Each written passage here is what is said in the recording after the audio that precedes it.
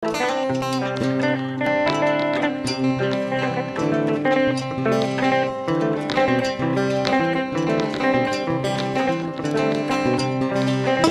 baba, sudu baba, sudu baba, sudu baba, sudu baba, sudu baba, sudu baba, sudu baba. Dengo ni sudu lele.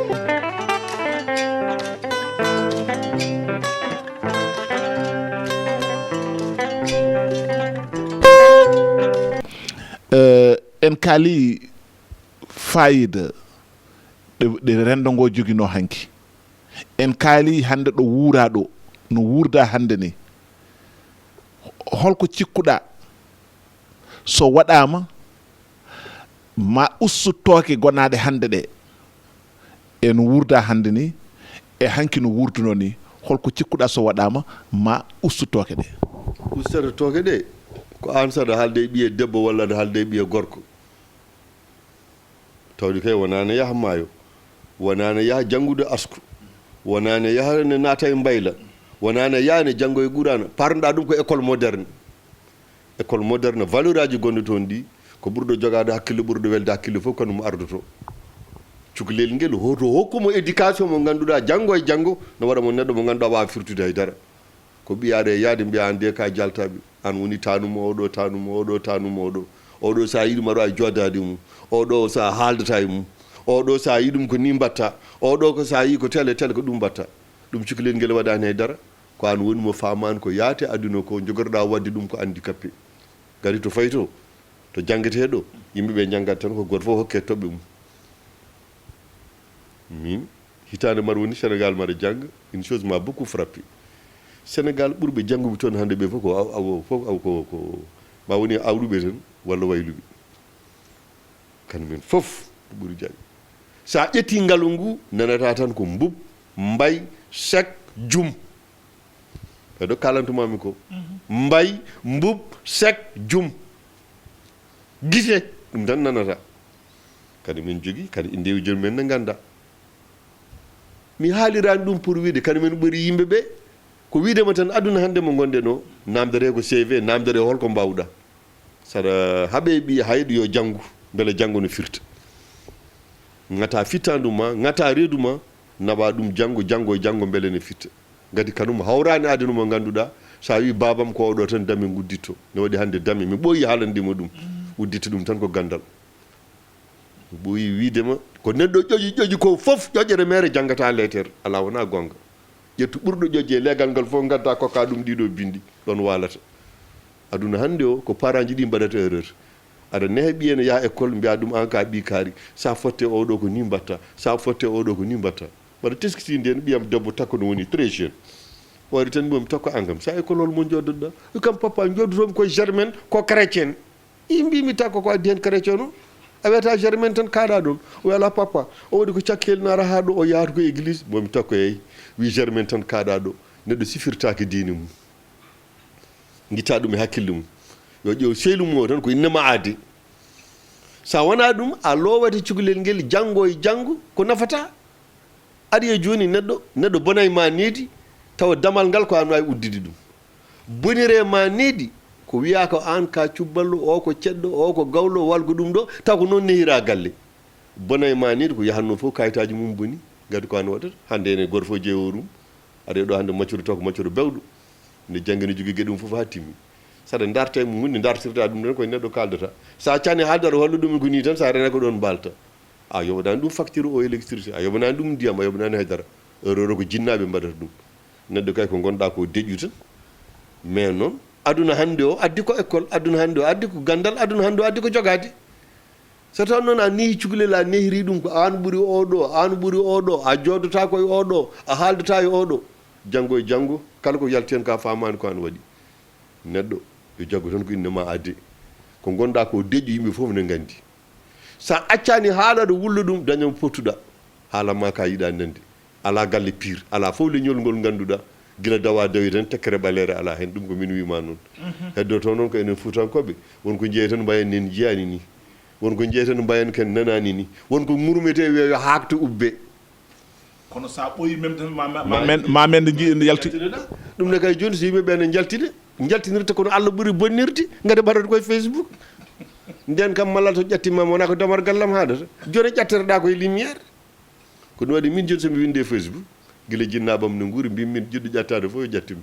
min ƴettoro takkata kam wanna kam mettinde mi mbaɗa ñaguiri sabu Allah kala ko bindumi neɗɗo yiiɗa yo ƴattumi kam accu miniraɓam worɓe ɓe e rewɓe e jinnabam yo ƴattumi min tan min mi gueddata aduna hannde o sa waɗani ɗum hakkille ma e cukalel a wi kam kanu ɓuuri oɗo ɓuuri oɗo hannde avion ne wiyene diwne avion wiyene diwne avion wiyene diwne an sa ari a wi min komi tanum penne ngawre sal ɗum ne diwne avion wallahi laamu Allah wona ɗum wona noon yarata min wima noon ara tan mbiya ka ɓi oɗo an aɗa waɗi banque o aɗa mahi galle aɗa waɗi hen crédit aɗa ƴetti foof joni neɗɗo ara tan wima tan ko tanum Abdoul Malal Seck tan guitta tan koka ɗum kay coktirde ɗum raɓiɗi yimɓe yo kaldu gonga donc sukaɓe ɓe mbaɗani haydara ko jinnaɓe ɓe goni sono nehaɓe kalantaɓe aduna garde hannde o aduna garde hannde o ko CV tan e qualification won marocain goto mo jewti ɗum mbima an kam pourquoi Royal Air Maroc no wayni hewde doole société électricien no wayi hewde doole o wi kam Abdoulaye wani mi haalanma minen ne waɗi poste uji ala politique ala ka dimo ala ka oɗo région ko roi toɓɓoto e kayitaji gaddi onon fof to janggo ɗon roi ƴettata direction fof ko ɓurɗo wawde fof e Maroc keptina totte heɗo kalantomami ko wona kay a téléphonie malal noddi joom suudam ŋurmima a yitama tottama ala wona noon ko roi tottete kayitaji gaddi ɓurɗo fen so wadde a yeehi an hoorema aɗa andi sa ummima ɗo a waɗi escale casa wallahi laamu Allah wonko welani haalde professeur hadde ɗon ɓennude bandiraɓe musidɓe tedduɓe hettiyankoɓe suudu Baba TV yo Allah junnu balɗe oɗo professeur en noon en kewani haalde ɗen tooña walla ɗen kaala hay ɗum ma en dokku yeruji pour yo janggo change yo Allah junnu balɗe waɓe no ɓeɗo professeur Samb ni wonko ɓe kalanta yimɓe ene jangge mbeɗa siftoro ɓoyani a koye laamu Abdoul Aziz jaaɗo ha woni jagorgal wiyetake wonta intellectuel o yeehi e nder diwunuji men Fouta mbimi min wiyata ko nokku naggam Allah na way taw jomum ne heeɗi ɓe ganda kam wadde ko fotani wadde holko nafata mo jogorani heɗade o kadi keɗiɗo mo jogorani mo waɗano anda holko ɗum nafata ko kalami ko koye laamu Aziz ene yiiɗi e nokku on nomde ɗon ɗiɗo nomde ɗumen ɓe mbiya yo CV ji nokku yo yimɓe cuɓe mbeɗe wawi kam haalde kinɗe ɗe gawlo suɓa hen sakke suɓa hen ɓe gartir ɗum e jagorgal ngal on wimo diwan o foof ala mo kooli ɗon so wona sakke e gawlo ko ni ɗiɗon CV ji ceekira jomin kaasi mo nomede ko ɗo e leydi ndi mbimi waɗi te waɗɗum ko jagorgal jaaɗo ha woni jagorgal bandiraɓe e ko oɗo rokki joni exemple e roi Assane II wasde ƴewde hinde wasde ƴewde jibinande wasde ƴewde ɓingu moƴƴagu kalete ngu ƴeewa gandal ko nafata professeur ko ɗum tan jinnomi e ruttinde hen ɗon ene moƴƴi jaɓɓa ɗon no fewi ala ko kalɗa ko min mi haali ɗum hami gayni mbimi min neɗɗo so ƴattima mamo ɓi kam mi waɗini mi wattini min ɗum way kom to fustere ni mi wonda ko ɗum ni kono mi ɓooyi widema mi yewtidi ɗum e malal mbimi tubakoɓe daƴiren ko gueɗel gotel enen a rondoto briqueaji sappo kokkeɗa bus sappo kamɓe ko feccere brique dondeɗa kokkeɗa ko ɗum de la qualité de la prestation sa yiiɗo joni paari ko kalami ko malal nani ndi wiye la ligne 13 elle est fermée pour 24 heures no wonata 30 minutes ɓe mbima dans 18 heures no wonata 50 minutes ɓe mbima no dans 6 heures aɗa daari tan nde aɗa yaa e nder métro ñalawma he tan ɓe mbima dans 30 minutes a yii gasi kadi gaddeteɗo no fewno ajira tan kono wawi kanum ko ɗum tan woni liggey ko ɗum tan reemi kanum ala liggey goɗɗo neɗɗo wona wiide komi jibinande moƴƴere ko min tottete ɗum ko ɓeydi tardinde fof ɗum ne jeeya hen oɗo sakki joni so arino mon pinal mo jogui leñol ngol fof heeɓe hen kono ala wiyete ko jomum yo waɗi ni oɗo itte totte taw wawa arani ɓuuri bonde aɗum fof sa tottama ka wawa a loffotoɗa kadi fonnoɓe hebde hen nafoore nde yoolo a famata ko yahate ko ɗum woni rokkede poste ma wawana anda ko yahate ko anda ko waɗete ko kokkeɗa ɓeyɗo bonde so wonti enen hannde no mbaɗen hiiɗede e ndiɗo leydi ni min mi yannani hay goto wiyama talde mon nani eɗen kiiɗa toɓɓere tan ko bawɗo yaade yolta haajuji men holko addi ɗo ko jibinande oɗo walla ko jibinande oɗo nguɗon ñaw eɗen gondi hen auto émission en kalino ɗum tubakoɓe kala kono mbaɗa ko ɓurɗo wawde ittite totte so bamma joni ne heewi gawri ne heewi jawdi waɗa feere ko jangga janggo e janggo beele aɗa wawa lomtade ɗum babiraɗo guila no wuuri mo ɓuuri heptinde o yaraw ni ko kodda ko on tottete direction o kono enen rawi gonda ko ɗum ko ɓi kaari tan ardinte ko ɓi kaari tan tottete ko ɓi tan janggo tottete aduna ne yaaha aduna ne yaaha aduna ne yaaha ñanden mbaɗa yehduɗo e doro ɓiya mbimi doro ay fewnoɓe ɗo télévision ɓe wi kam eyyi mbimi ɓeɗo joni sinno hanki wiyatno ko wayluɓe hay goto en wona baylo mbaɗa tan kono wuurdi ara monta ɗo ñalawma goto jipporo 40 mille ugui an mbaɗa ɗo wutti a heewa garaji mbiya sinno ko hanki yi ardata hanki eggi hanki yi arda ko ɗum noon jeeɗmi wiide ko gueɗe kewɗe ne wone men ko enen tan mbawi haalde ɗum gaare neno ko sukuñi ko jidduɓe yummo e baba tan mbawi haaldude ɗum sen guittani ɗum e men haydara gasata aduna hande o addi ko ñeñagal addi ko pinal addi ko mbawka addi ko entreprise ɗum jaakay ko neɗɗo jibi jaakay neɗɗo jibinira won binoɗomi hen gotol mais sow en kam le gouvernement sénégalais ande 80% des ministres fof ko waylo ko awluɓe mbimɓe janggo ɓe janggo makki ne andi sénégal wonko manki sénégal ko wona jangguɓe sénégal aɗa wawi wadde hunde foof a susa nomde ministre tan par ce que sehlima ala dañi mbiɗomi ala yi temps Farba Senghor kay haydara wawa mbi won komo wawi omo wawi ƴettade Farba Senghor ne wawi ƴettade politique ne waɗi tan mo mbaɗata politique on ko ƴatto so ƴattoɗo ari tan kanum ne hande ko ñande hen dawnete kono worti oɗon façon tan ministre ƴattotoɗo ministre fof mbiyaɗo sénégal sa daari CV mum i karim kay mbiyata ko karim ƴettira ko bamum o janggani Tijane Gadio kay wiyani mi wiyani karim janggani o wi ko waaɓe no karim en ne kewi sénégal o wiyani karim janggani ala wona gonga wiyani noon enen noon eɗen gonde ɗum so tale men ari wiye totte oɗo kadi maɗa haalanma modou en ɓe tawata Nice nawata France ɓe hande kañumen aduna o kañumen ɓuuri wawde jagade ñeñal gati so yanno ɗum ne jogui savoir faire wonko jeeyata kala to nanɗa Kër Bamba so ɗum gol lawɓe ɓe ɗum ko min wima noon goɗɗo itata kono ko goni ko ene deƴƴi tan ene daari yimɓeɓe sa ari neɗɗo yahroni ko maccuɗo adduyima aéroport waɗima e taxi ñamminima ha reeduma haari aɗa yaade holtinima on sa ɗo ɓurdi hono ɓuɗirɗa ɗum yimɓe yo ƴewta koɓe kalata koye koɓe jahata ko ɗum noon waɗi mi wiide hannde aduna hannde o no ardini neɗɗo ƴewata tan ko yiɗi ko neɗɗo ƴewata tan ko weeli ɗum ko neɗɗo ƴewata tan ko tawi so taw hannde takko fini fotte ɓi malal Canada naati restaurant ene jooɓa goto fof wara ko tikke mum jagga yoɓa heɓa no ñaama mbawa wiide hanko dina ande sinno ko tani o ko ni sono kalde ceylagol men kokkodira sirluji taw hanki potani haaldude ka ɗon haala neɗɗo jogorto hakkille ko ha rento neɗɗo wawa jattinade e nokku tan wiye min to jattinimi ɗo hay goto wawi ittudemi hen so hay goto ittama hen maire ittuma ɗum aduna hannde mo garɗen o min mi haali mi répiti so Allah wallima ha so ɓiye yalti galle aɗa wawi ɗanade so ɓiye debbo wawi yaade janggoyde à l'étranger jamma fittandu ma guiddata nder jamma aɗa yirguito ene juula ene hoora aɗa yiya yetto Allah koy kono wiide holmo haaldata holmo yadata o téléphone holko woni hen an pour ka maɗa ara tan aɗa deƴƴa ronda ko gasata minen tan génération amen yo Allah yurum yafomo nena wonti neɗɗo mayɗo o babam ne janggi mais nenama haalta français so ɓallima men min kaala pulaar min kaali français tan yo kalton koye de wona jaam kalaton tan wona jaam par ce que minen on utilisé la langue française comme mécanisme d' exclusion wono komin kaalata ɗum komin kaalata ko o yiɗa nande hande aduna hande wonko mbawɗa haalde ko ɓiye haalta haysa haaliri guite ne faama haysa waɗi ni tan guite ɓiyene hande ko jiɗɗa wiide min noon wona wiide yimɓeɓe yo jolbin tan cukalel accide e fittandum ala koye mi yafata koye goto wi so toon Samba Doro wi noon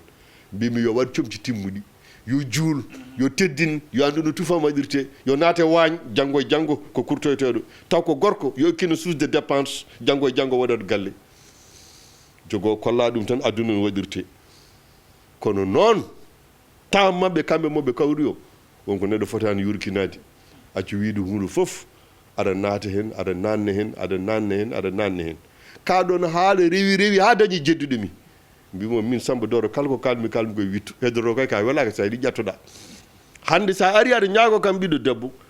keɗotomi kono kalirɗa ni sa yi hokkam ɓiɗɗo debbo mima nani armi waɗanma teŋe kono tawi hokkam mbomri wiyo mi anda na tawi ɗum kadi janngo janngo no addande mi tuba lacciri aduna hannde o so neɗɗo arina jamma ɓi heɗo ko haalata ko non jimmi kon defta ɗo henna ɗo so arina ñaagoma so yima rokkam debbo eyi ala an arandi joni en holno mbaɗirten ƴamal sukaɓe wona ɓe kaldi haɓe gayni e heddo noon han kadi ni délégation waɗe délégation sono waɗe ƴewete ko gawɗo joguiɗo hakkille walla jawonɗo ƴoƴƴo arda e délégation ɓe mbima min calminima min gari ko koyɗe jaam koyɗe bone kay son gaddi toon tawat ɗon bone koyɗe jaam tan kay mbawɗon addude taw gari kon darde debbo joni noon soɓe gari keɗa koɓe kalata ko minen dey nuli min ko ɓiya men to ne yinno kokka min ɓiya mbomiri o wona nani haala ka heɗo kalande mam ko pular kalami mbimi bandiraɓe ɓe mbiya mi nani ko kalan ko yo jaam koyɗe jaam ɓooy arde ɗo kono min noon ko mbiɗon ko mi ala ɗum ɗo tan jiya kam fof ɓe jertino ɓe mbima Allah min kaɗo mbimi ala yo leer pular kal toon soɗon jiiɗi ɓiɗɗo debbo mi hokkono no wona ɓiɗɗo debbo mbiɗon ko momri mi anda neɗɗo de haala tan koko gasata sa wiya kam ɓiɗɗo debbo mi hokkuma sa wi momri mi wima mi ala jomum noon ya wahlita haala ka wona e jalde tan wiɗa ala wallahi bandiraɗo wallahi ka en famodirani min kay ko ɗum mbimi ala yo leer tan gati so tawani ɗon hunde janggo e janggo won tan to ma ko tuba lacciri aduna hande mo gonne ɗo neɗɗo yo rento tan gueɗe kewɗe ko haalate ko waɗata min mi wiyani yo leese waɗe kono jiɗmi wiide hande sa accani ƴufnude becce aɗa wiya ɗo ɓuuri yimɓe mi wondiri Allah sa renaki a mayata hoyani gati hande sa ari bureau ji ɗi sa are to yimɓe liggotoɗo sa are gueɗe kewɗe to mbatta ɓe tawata ɗon ɓe joɗiraki ɗon ko ɓi kaari walla ko ɓi kaari min kalɗo e ma o alhamdulillah duuɓi capantati joni e ɗiɗi mbaɗa jangguina mi meeɗa arde e banque mi meeɗa arde ha darimi hen saji ne hen watta hertude somi ari tan somi tawani ɗon élève mi tawi ɗon mo meɗmi jangguinde wiye kam Seydou Sow ragel mo addel yarde wiki Sow wa hay qu'est ce que tu veux tan jeeya yimɓe fof ne daari diide tan itta tottami yaha rewi ɗon ko teddugal on hande waɗirani ɗum par ce que wonko mbawmi waɗande ɗum waɗiri ɗum tan ƴeego hurum gandal ngal tottumi ɗum ngal ko ɗon noon jiɗmi wiide bandiraɓe men ɓe yo ndentini mi meeɗino arde Sénégal mbaɗa woni ɗon jamma goto mbaddumi e journaliste goto mbaɗa woni duhuɓere galle Bocar en tan mbaɗa jogui téléphone o wi enen dey hande émission o ari ɗo ko Oumou Sall Tall ne alde debbo mum Seydou mum Diawanɗo Ramata Bokum e gawlu mum Amadou Matar ne haali ha heewi noddumi téléphone mbimi onon oɗen goyto en ngala minute aji oɗo debbo ardi e Diawanɗo mum ardi e baylu mum ardi ɗum ɗo mum kadi ha waktuji gasa pawon juuɗe hoore noddude min de ko kalanmi ko ɓiɗi sadid min mi haalata hunde ha wele yimɓeɓe min jiɗi ko mi haala mbiya ko mbimi ko wona gonga an noddeɗa émission aɗa wi émission joguiɗa ko 10 minutes e nder 10 minutes e mbiya Demba Kaari nane heeɗi kam on kay maɗa andi woni foof gudditi radio ji nana daari ene paadi ko kalta ko 30 secondes yihi mbiya kadi oɗo galle mum wallahi ko ni way kalata ko wona kalta ko galle kalata ko leñol ngol jeeyi ndewa wiide tan gorko moƴƴo o waɗi ni watti ni hirsini gam gaari taw hay ɓotel hirsinanima ayi waktuji gasi sa haali kadi wiye so Samba de ne yenni yimɓe mi yennani gonkal eɗen goyto en ngala waktuji 80% ko oɗo gorko wallahi yarani caggal ene waɗi galle minen fof mbaɗi galleji hande ñama makkude nden janggo ñama dem ɓittere ene fof ɗen mbaɗi galle ko won dembitere accalam ɗiɗo haalde ala a wawa wonde plateau yemi kalda komi andam yiiɗa mi famani ay min wona guiɗi ala mi no watte sikkanno mi garata ɗo ko haal pular no komi haal pular eɗen jooɗoɗen pamodira futankoɓe ne koɗe no mais so wonti kadi maɗa haalata waɗa kam définition no ala komi namdi ɗo demɓittere nde Allah ƴew mallal won noon wona responsable no ko kala ala on no anno probléme makko émission mbiyata keɗen kaɓa hen teɗa toñami non ka kallo komi famani fami koto dalmi horam ɗo eyyi mawnin ko Fouta eyyi a faami enen nden eɗen jogui plaque uji tati ñameteɗi kono watta aɗa ɗon ko erreur sa wiɗa daara hoore maɗa darta kam ɗo hen o min gartano ɗo hen min waɗantino hooram émission sa yimɓeɗe amin garema min gandi wonko joguiɗa komi jogaki ko goɗɗum jogaki a haalni kam haala demɓittere amɓe ɗiɗi laɓɓinen holko woni demɓittere kamɓe hen ɓe ganda ko woni demɓittere nden so neɗɗon ya fallunamu e walla ɗon yani awoyde cuballo ne yani faye lana aɗa waɗa balɗe ɗiɗi walla balɗe tati arani ma woni mbaɗeɗa ñiire buna walla mbaɗaneɗa demɓittere watte ko cengle waɗi huuɗu waɗi hako hage ha tiiɗa so ñaami so naati e reedu wayre kono ɓakkiri ni koto yaltu tan aɗa ma heydude kara ɗomde tan noon kam aɗa yara kono aɗa wawi jooɗade balɗe ɗiɗi a ñamani ɗum joni min mi hawrani hen mais mi waɗi witto kalanami yo min Allah seedi meɗen wande handam gonani ɗum wallahi tan futankoɓe fof walla handam goo demɓitte handam goo futankoɓe no kaala ɗum jiɗmi wiide tan ko onon soɗon mbaɗa émission ngaji mon ɗi kaale ko nafata yimɓeɓe gacce wiide o ko ɓi kaari oɗo ko ɓi kaari oɗo nana heeɗi kam oɗo télé hewɓe ne keɗo taw noddani min joni aɗa waɗɗo émission ñanden noddumami mbiɗa kam bacce émission wona en direct ko ɗum waɗi an e sehlaɓe monon keɗanimi waɓe nam no mbayno leydi andagoni koye heɗadema kono kalɗa ko weltima nodduma ɗum noon yimɓeɓe yo pertuguiti men ganda aduna mo gonɗa o so taw aɗa ñaago neɗɗo walla ɗiɗi askinde neɗɗo ya galle mum kalna ɗum kono émission mo kokketeɗen radio mo kokkeɗen télé o ko leñol fof jeeyi arde ko ɓi kaari ko ɓiɗo ɓi kaari ko ɓi kaari to min hannde somi waɗi interview en déplacement mo mbaɗɗo min ɓurmi wawde hurmade e teddinde ko biyo suudu baba da 100 000 uji henna ni mballotire ɗe frais de transport min on ɓuuri wonde hannde dimu e jotto tan ne wiyami naatiɗo walla yaltiɗo wona koye haare onon joni ko mbatton ko yimɓe wona yimɓe fof gandi nafoore mum ano ƴetta internet ma tan mbaɗa ni nana émission belɗo sinno hannde ko Europe ganduɗa yimɓe kay yoɓe pam an pourquoi canal horizon yoɓat no canal horizon fuɗɗino mbarmi ɗo article yimɓe ƴatti kam ɗo lewru mbimi kala joguiɗo yo sod canal ɓe mbi kam non marocain ji nan ɗo koɗɗe men 8000 ugueye tan mbaɗani télé tel mbimi dogdu jamma yohata dogdu dow huɓere rewata hen tan kay goto anda ko rewata hen canal horizon ɗiɗo film uji ɗi jeetono way welde ni ngaalu renete waɗa korto ɓe gandi ha yimɓe ɓe jahata ɓe guitti wiya ala joni kay so bacca ala ko joɓata internet nanɗa ɗo sa rési internet tan canal horizon tellement ne ƴoƴi ɓe gaccata ko ha janggo wiye coupe d' afrique ne waɗe walla coupe de monde ne waɗe tan ɓe change logiciel garaɗo dogaraɗo yobde sa ari yobde yimɓe yoɓa gonata koye jalde mi meeɗi arde mbaɗa arde mbaɗa wonde mbaɗa yi canal horizon yoɓoyde taw mi ɗon ɓi ceɗɗel mbayi omo liggo canal horizon joni noon min daari yimɓe ne gaari ƴobde jalmi kanko hirsi jalde ha juumumen jeeyi ɓoy kam professeur mbimi ala ɓe joni addi ɗumen kono kuppa an aɗa andi ɓeɗo joni on est à 3 mois de la coupe d' afrique des nations joguino tan ko kata oɗo émission an mo darata o aw kan kam hirande aw kanima an gasoil ɗum ko kaɓirɗe hoccetaki aduna de neɗɗo jan ko renti an jiɗɗa tan koko ɓendi tan an jiɗɗa ni tan koko ɓendi tan so enen fof noon en lelino meɗen jiiɗi ko ɓendi tan oɗo émission dañataki haaju accante neɗɗo haaju oɗo canal horizon joni a yoɓat sa yoɓani tan a yiyata ɗum ne so émission waktu mo joɓannoɗa so gasi ɓe pawantama hen ni tekkere ɓe tanggata ko mabɓe ko tan way kono wifi o ni an joni aɗa woni e galle ma min joni sukaɓe hewɓe noddi kam Canada fanaynaɓe noddi kam kahaynaɓe noddi kam mes étudiants noddi kam professeur est ce que ne wawi waɗe des clés waɗe vidéo après mbaɗen une conférence explicative wimi ala mi watta ɗum jeeɓe ɗum ɓe kalde mumen kana min jeeyi les droits d' auteur yidde ko ɓuuɓi ko yidde ko ɗaati ko ɗumene addana men gueɗele kewɗe yimɓene poti rentade ɗum ganden wiide eɗen joguino aadaji hanki wonko moƴƴi hen yo jaggue aadaji ɗi hannde wonko hen ko eggi artata ɗum koko eggi artata tan sa wi hannde ɓiye janggata école a wona gonga oɗon hankkadini ɗum hankkadini on aduna en kawrani hen mbaɗen feere noon gueɗe gardiɗen ɗo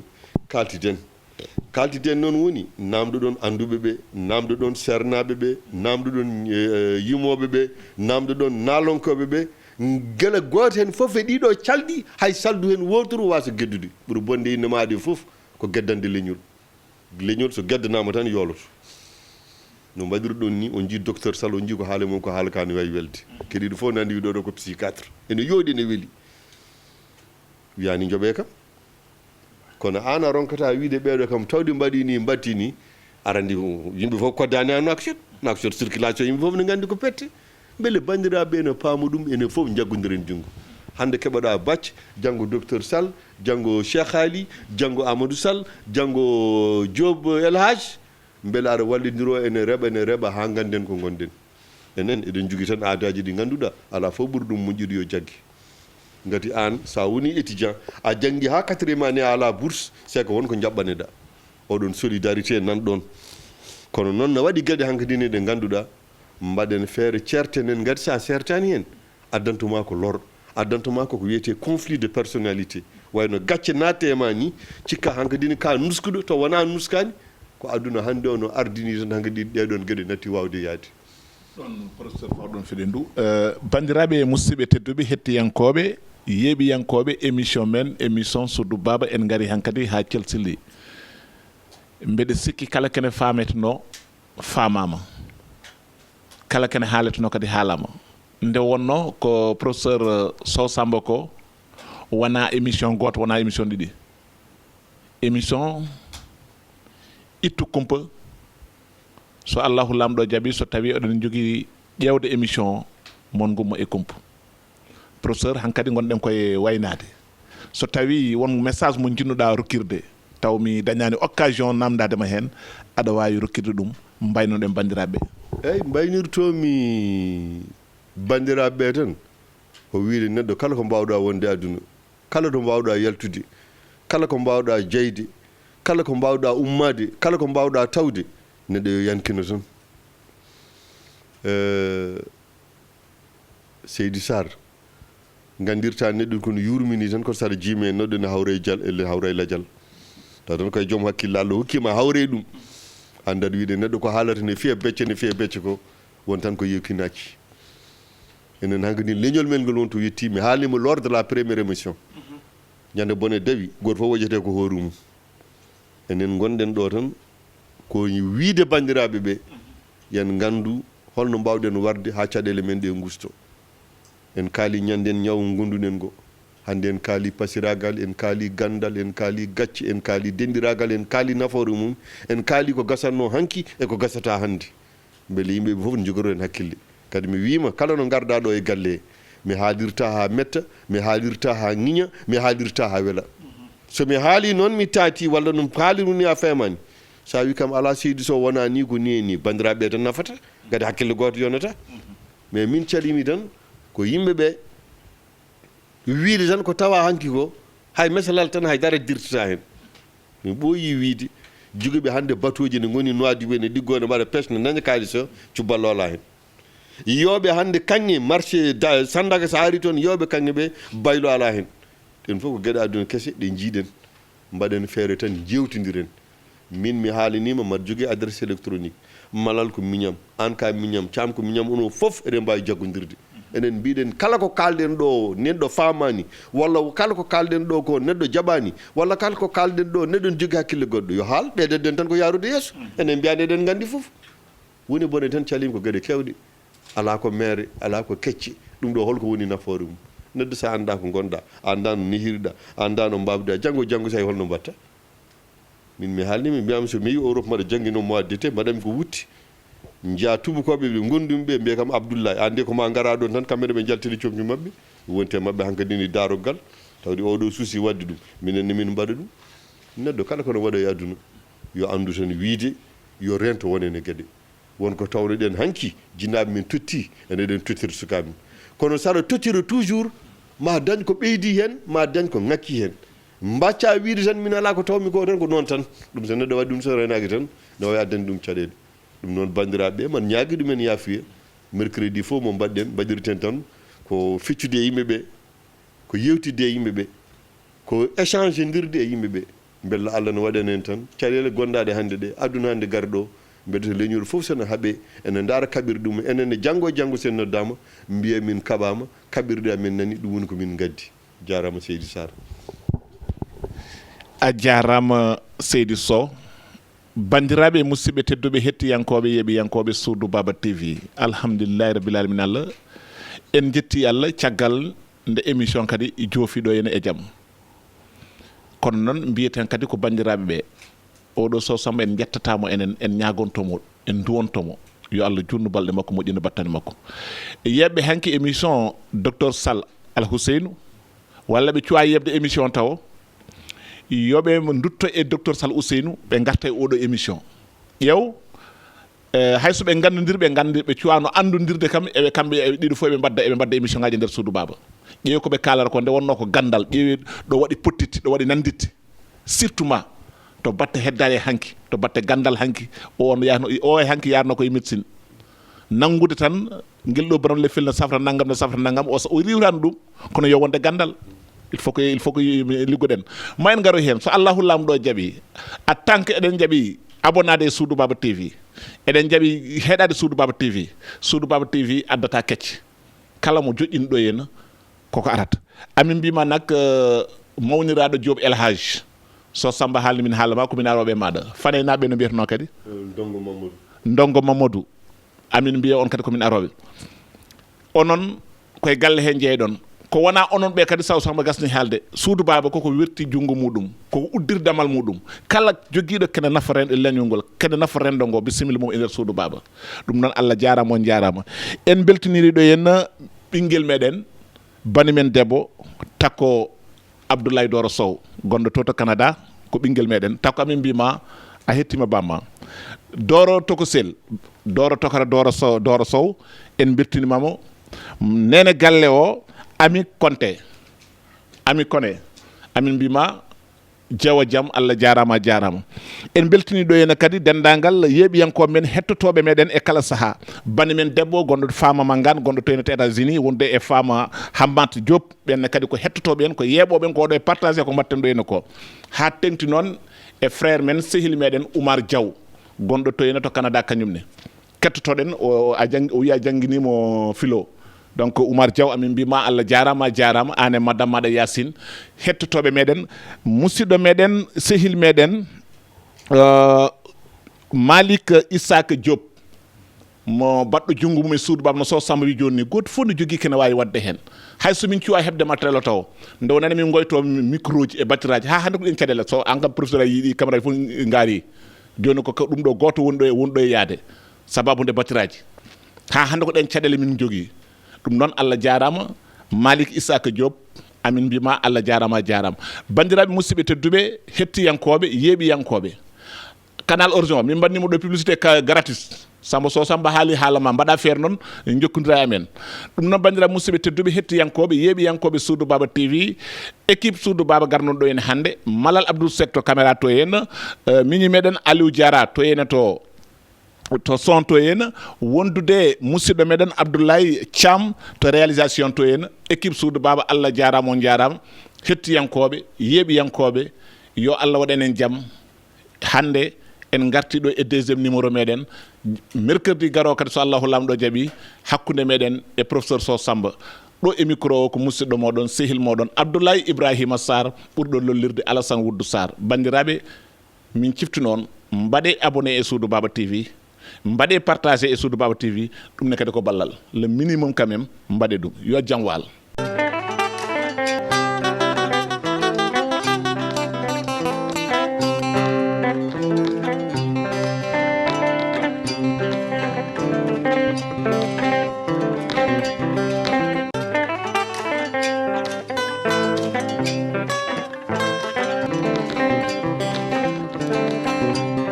Suudu Baba, Suudu Baba, Suudu Baba, Suudu Baba.